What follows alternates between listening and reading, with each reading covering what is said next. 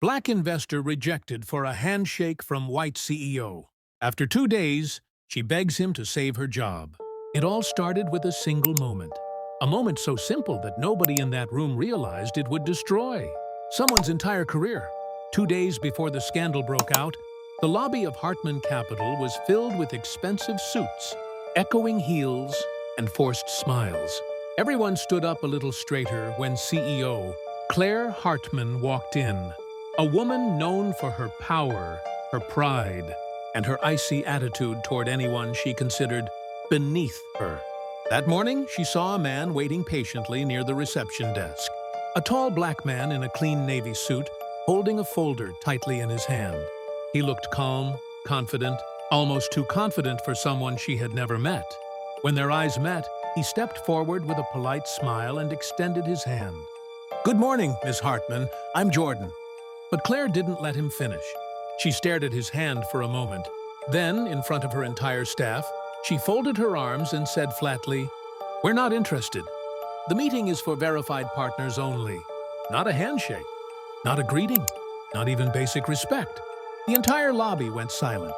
Jordan slowly lowered his hand. No anger, no reaction, just a small, unreadable smile. The kind that made a few people wonder what he knew that they didn't. Claire walked past him with her head held high, confident she had handled another nobody. But what happened next was strange.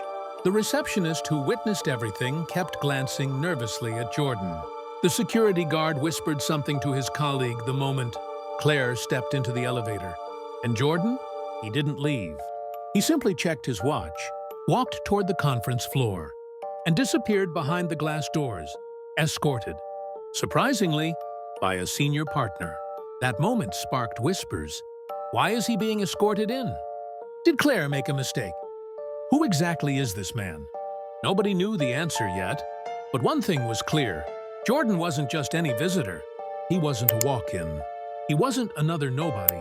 And 2 days later, Claire Hartman, the CEO who refused his handshake, would be sitting alone in her office, trembling, her job hanging by a thread, begging the same man she humiliated to save everything she had built. But the twist behind why she ended up in that position was something even her closest staff never saw coming. While Claire celebrated what she thought was a normal day, the rest of the firm was shaken, because mere minutes after she brushed Jordan off, the conference room doors closed behind him, and the entire board stood up to greet him. Not the other way around. Jordan Lewis wasn't just a visitor. He was the primary investor behind the firm's largest expansion deal, a silent billionaire partner who almost never made public appearances. And the meeting Claire arrogantly walked away from? It had been set up weeks ago. She simply never cared to read the email with his name. By the time she realized her mistake, it was already too late. The boardroom was buzzing. Senior partners were impressed by Jordan's calm vision, his strategic thinking, and his willingness to invest even more. But they all noticed one thing. He never mentioned Claire. Not once. Later that evening, a confidential complaint was filed with the company's ethics committee. Then another, and another. Employees confessed Claire had a long history of discriminatory behavior. Hidden, ignored, brushed aside. But Jordan's incident? That was the spark that lit the fire. Within 48 hours, the board requested an emergency meeting. Claire wasn't invited. On the second morning, her phone started vibrating non-stop. Emails, notifications, board summons, and finally, a message she never expected. "We need to discuss your position at Hartman Capital. Please meet with Mr. Jordan Lewis." Panic hit her like ice water. She stormed through the halls that once feared her, only to find everyone silent, watching her with the same judgment she once gave them. Finally, she reached Jordan's temporary office. He was standing by the window, calmly reviewing documents when she entered. He didn't look up immediately. When he did, his expression was unreadable, the same quiet strength he showed the day she rejected his handshake. Claire took a shaky breath. "Mr. Lewis, I made a mistake. I acted unprofessionally. I didn't know who you were." Jordan closed the file. "Respect," he said softly, "shouldn't depend on knowing someone's title." Her eyes filled with tears, the reality sinking in. Please, she whispered. I'm asking you to reconsider. The board. They want to suspend me. My job.